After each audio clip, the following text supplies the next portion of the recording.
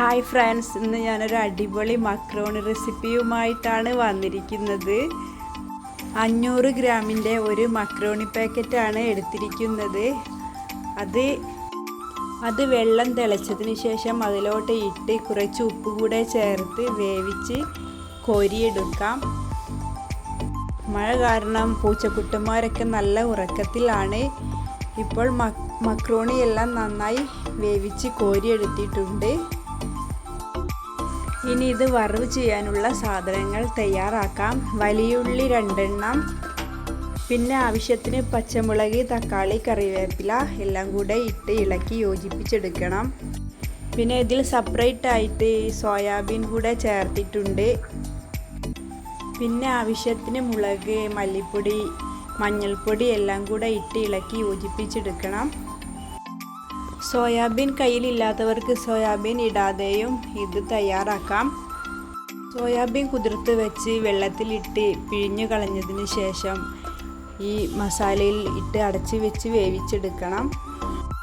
ഇപ്പോൾ മസാലയൊക്കെ നന്നായി വെന്ത് വന്നിട്ടുണ്ട്. ഇനി തീ ഓഫ് ചെയ്ത് മക്രോണിയിലോട്ട് ഒഴിച്ചു കൊടുക്കാം. നന്നായി ഇളക്കി യോജിപ്പിച്ചെടുക്കാം.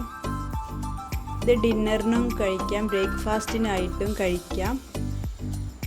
കുട്ടികൾക്കും മുതിർന്നവർക്കുമൊക്കെ ഇത് നല്ല ഇഷ്ടമായിരിക്കും. എല്ലാവരും ഒന്ന് ട്രൈ ചെയ്ത് നോക്കണം. നല്ല ടേസ്റ്റ് ആയിട്ടുണ്ട് ഇങ്ങനെ കഴിക്കാനായിട്ട്. സോയാബീൻ കൂടെ ഇട്ട് തയ്യാറാക്കി നോക്കണം, അടിപൊളി ടേസ്റ്റ് ആയിരിക്കും. പിന്നെ ഈ മക്രോണി വേവിക്കുമ്പോൾ അധികം വെന്ത് പോവാതെ ശ്രദ്ധിക്കണം. അധികം വെന്തലിഞ്ഞു പോയാൽ ഇതിൻ്റെ ടേസ്റ്റ് കുറയും, അതുകൊണ്ടാണ് അങ്ങനെ പറഞ്ഞത്. പിന്നെ നിങ്ങൾ ലൈക്ക് അടിച്ചിട്ടില്ലെങ്കിൽ ഒന്ന് ലൈക്ക് അടിക്കാൻ ശ്രമിക്കണം. സബ്സ്ക്രൈബ് ചെയ്യാതെ ആരെങ്കിലും കാണുന്നവരുണ്ടെങ്കിൽ ഒന്ന് സബ്സ്ക്രൈബും കൂടെ ചെയ്യണം. പിന്നെ ഇത് ചിക്കന്, ബീഫ് എല്ലാം ഇട്ട് ഇത് തയ്യാറാക്കി എടുക്കാവുന്നതാണ്. ഞാനിപ്പോൾ സോയാബീനാണ് ഇട്ടിരിക്കുന്നത്. ഇപ്പോൾ മക്രോണിയൊക്കെ തയ്യാറായി കഴിഞ്ഞു. ഇനി വിളമ്പി കഴിക്കാൻ നോക്കാം.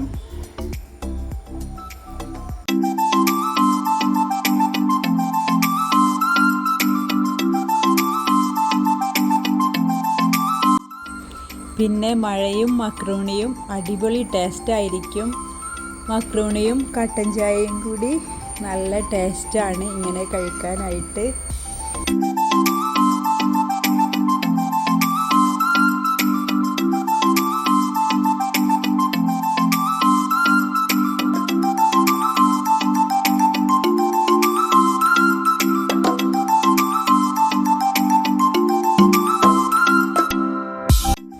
പിന്നെ രാത്രി മഴ ചുമ്മാതെ നിർത്താതെ പെയ്യുകയാണ്. പുതിയ വീഡിയോസുമായി വീണ്ടും കാണാം. ഓക്കേ.